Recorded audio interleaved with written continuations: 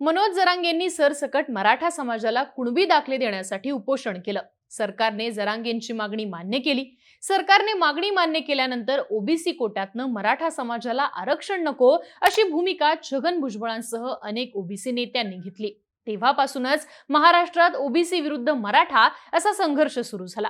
OBC कोट्यातनं Maratha समाजाला आरक्षण देणार म्हटल्यावर छगन भुजबळ शांत बसणं शक्यच नव्हतं। सुरुवातीला शांततेची भूमिका घेणारे भुजबळ हे सरकारच्या निर्णयानंतर मात्र चांगलेच आक्रमक झाले। त्यांनी जाहीरपणे मनोज जरांगे पाटलांवरती टीका करायला सुरुवातही केली। आपल्याच सरकारच्या विरोधात जाऊन त्यांनी ओबीसी नेत्यांच्या बैठका आणि सभा घ्यायला सुरुवातही केली। आता तर भुजबळांनी जरांगेंवर एकेरी भाषेत टीका करून संपूर्ण मराठा समाजाचा रोषच आपल्यावरती ओढावून घेतलाय। यामधून कुठेतरी ओबीसी वोट बँक दुरावू नये आणि राज्यातील एकमेव ओबीसी नेतृत्व म्हणून पुढे येण्याचा प्रयत्न भुजबळांनी केलेला दिसतो। ओबीसी समाजाला आपल्याकडे वळवून घेण्यासाठी छगन भुजबळांनी मराठा समाजाला मात्र अंगावर घेतलंय। आता भुजबळांनी घेतलेल्या भूमिकेमुळे मराठा समाजाचा सरकारवरचा रोष हा भुजबळांवरती शिफ्ट झालाय। त्यामुळे भुजबळांच्या या भूमिकांचा फायदाच सरकारला होताना दिसतोय। नेमका भुजबळांच्या भूमिकेचा सरकारला कसा आणि का फायदा होतोय तेच या व्हिडिओ मधून पाहूयात। नमस्कार, मी आरती आणि तुम्ही पाहताय बोल भिडू। भुजबळांच्या भूमिकेमुळे सरकारला होणारा फायदा म्हणजे जरांगेंचं महत्त्व कमी होत आहे। मराठा समाजाला आरक्षण मिळावं यासाठी मनोज जरांगेंनी पुकारलेलं आमरण उपोषण, त्यानंतर सरकार विरोधात घेतलेली आक्रमक भूमिका, तसेच सगळ्याच पक्षांना केलेला विरोध, यामुळे जरांगे हे अल्पावधीतच मराठा समाजाचं नेतृत्व म्हणून पुढे आले। जरांगेंनी केलेल्या एका आवाहनानंतर राज्यामध्ये जागोजागी मराठा समाजाने राजकीय नेत्यांना प्रवेशबंदी केली होती। यामध्ये अगदी अजित पवारांना सुद्धा बारामतीत यायला मराठा मोर्चाने विरोध केलेला।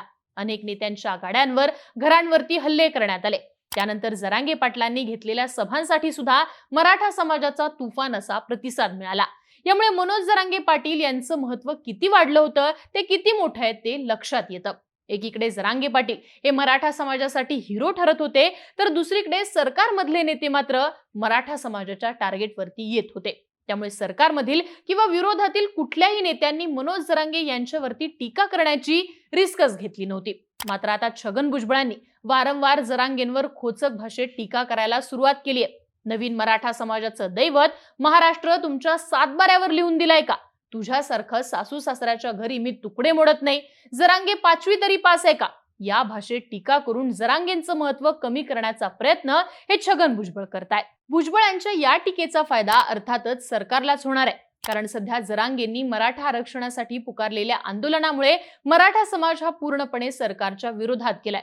आणि जर यापुढे सुद्धा मनोज जरांगे अशाच पद्धतीनं मराठा आरक्षणाचा हा विषय मोठा करत राहिले, तर राज्यामध्ये निर्णायक असणारी मराठा समाजाची वोट बँक ही सरकारपासून दुरावू शकते, ज्याचा फटका सरकारमधील तिन्ही पक्षांना निवडणुकीत बसू शकतो।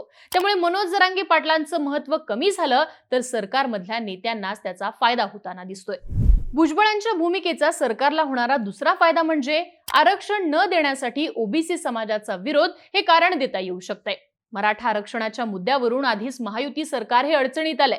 मनोज जरांगे पाटील यांनी ओबीसी कोट्यातनं मराठा समाजाला सरसकट कुणबी आरक्षण देण्याची मागणी सरकारकडे केलेली। ती मागणी मान्य केल्यानंतर सरकारने आता राज्यातल्या कुणबी नोंदींची पडताळणी करण्यासाठी शिंदे समिती स्थापन केली आहे। पुरावे, वंशावळी, शैक्षणिक तसेच महसुली पुरावे, संस्थानिकांनी दिलेल्या सनदा यांसारख्या कागदपत्रांची पडताळणी करून समिती कुणबी प्रमाणपत्रांचं वाटप करते। मात्र या कामासाठी अर्थातच समितीला आणखी काही कालावधी लागणार आहे। पण जरांगेंनी मराठा आरक्षणासाठी सरकारला 24 डिसेंबर पर्यंत मुदत दिलेली आहे। या कालावधीत शिंदे समितीला राज्यातील सगळ्या कुणबी नोंदींची पडताळणी करावी लागणार आहे। याशिवाय जरी शिंदे समितीने दिलेल्या कालावधीत ही पडताळणी पूर्ण केली तरी ओबीसी समाजाचा विरोध पत्करून राज्य सरकार मराठा आरक्षणावर निर्णय घेईल का, हा देखील प्रश्न आहे। कारण सरकारने मनोज जरांगेंची सरसकट कुणबी प्रमाणपत्रांची मागणी मान्य केल्यानंतर ओबीसी समाज आक्रमक झाला होता।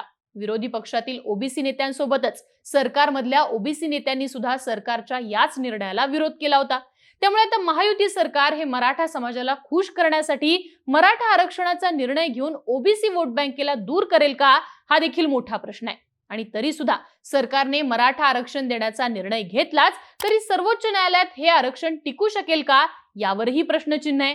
याआधी सर्वोच्च न्यायालयाने मराठा आरक्षणाचा निर्णय हा फेटाळलेला आहे। त्यामुळे या सगळ्या अडचणी पाहता मराठा आरक्षण लागू करण्यासंदर्भात अनेक अडचणी सरकार समोर आहेत. मात्र आता भुजबळांच्या रूपाने ओबीसी समाज हा मोठ्या प्रमाणात मराठा आरक्षण देण्याला विरोध करताना दिसतोय. त्यामुळे जरी आरक्षण देण्यामध्ये राज्य सरकारला अपयश आलं तरी भुजबळांमार्फत ओबीसी समाजाने केलेला विरोध हे कारण पुढे करून राज्य सरकार मराठा समाजासमोर स्वतःला सेफ करू शकतं. भुजबळांच्या भूमिकेचा सरकारला फायदा होतोय असं म्हणण्याचं पुढचं महत्त्वाचं कारण आहे ते म्हणजे मराठा आरक्षणावरून मराठा समाजाचा सरकारवरचा रोष आता भुजबळांवरती शिफ्ट झालाय.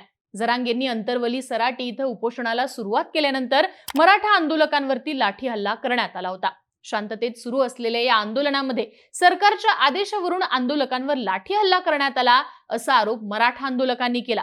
त्यामुळे मराठा समाजामध्ये महायुती सरकार विरोधात चांगलाच रोष निर्माण झाला. त्यानंतर मनोज जरांगी पाटलांनी केलेल्या उपोषणानंतर महायुती सरकारने आरक्षण देण्याचं आश्वासन देऊन 1 महिन्याची मुदतही मागितली. सरकारला ती मुदत देऊन जरांगेंनी आपलं उपोषण सोडलं होतं. मात्र 1 महिना झाल्यानंतर सुद्धा सरकारने आरक्षणावरती काहीच ठोस भूमिका घेतली नाही.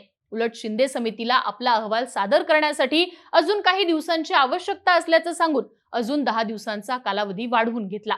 मात्र 40 दिवस उलटल्यानंतर सुद्धा मराठा आरक्षणावर सरकारने ठोस पाऊल उचललं नाही. त्यामुळे पुन्हा एकदा महायुती सरकार हे आरक्षण देण्यासाठी टाळाटाळ करतंय आणि हे सरकार मराठा विरोधी आहे असा मेसेज समाजात गेला. याच दरम्यान अजित पवार हे डेंग्यूचं कारण पुढे करत या सगळ्या मुद्द्यांपासून लांब राहिले. तर फडणवीसांनी देखील मराठा आरक्षणाच्या मुद्द्यावरून भूमिका घेणं टाळलं. त्यामुळे महायुती सरकार हे मराठा आरक्षणाच्या विरोधात आहे हे परसेप्शन सेट होत गेलं आणि मराठा समाजाचा सरकारवरचा रोष हा अधिकच वाढत गेला. त्यामुळे एकीकडे ओबीसी समाजाची नाराजी तर दुसरीकडे मराठा समाजातील नागरिकांचा वाढता रोष यामुळे महायुतीचं सरकार हे चांगलंच कोंडीत सापडलं होतं. पण आता छगन भुजबळांनी थेटपणे मनोज जरांगे यांच्या विरोधात घेतलेल्या भूमिकेनंतर कुठेतरी मराठा समाजाचा हा रोष महायुतीकडून भुजबळांवरती शिफ्ट झालेला दिसतोय. एकीकडे महायुती सरकारने मराठा आरक्षणाची मागणी मान्य केल्याने मराठा समाजामध्ये सरकारवरचा रोष हा काही प्रमाणात कमी होताना दिसतोय. अशातच छगन भुजबळ हे जरांगे यांच्या विरोधात घेत असलेल्या भूमिकेमुळे आता आरक्षणाचा मुद्दा हा मागे पडून भुजबळ विरुद्ध मराठा समाज असा संघर्ष उभा राहिलाय. त्यामुळे मराठा आरक्षणाचे खरे विलन हे छगन भुजबळ आहेत असं चित्र निर्माण होऊन महायुती सरकार कुठेतरी सेफ झाल्याचं चित्र दिसतंय. थोडक्यात काय तर छगन भुजबळांनी ओबीसी समाजाची हक्काची वोट बँक दुरावू नये यासाठी मराठा आरक्षणाविरोधात आक्रमक भूमिका घेतलेली दिसतीये. मात्र त्यांच्या या भूमिकेचा खरंच त्यांना काही फायदा होईल की नाही यावरती जरी प्रश्नचिन्ह असलं तरी महायुती सरकारला मात्र यामुळे निश्चितपणे फायदा होतोय असं चित्र दिसतं. तुम्हाला काय वाटतं? छगन भुजबळांनी थेटपणे मराठा आरक्षण आणि मनोज जरांगे यांच्या विरोधात घेतलेल्या भूमिकेचा महायुती सरकारला फायदा होतोय की तोटा? तुमच्या प्रतिक्रिया आम्हाला कमेंट बॉक्समध्ये लिहून नक्की कळवा आणि यांसारख्या राजकीय घडामोडी विस्ताराने जाणून घेण्यासाठी बोलभिडूचं YouTube चॅनल नक्की सबस्क्राईब करा.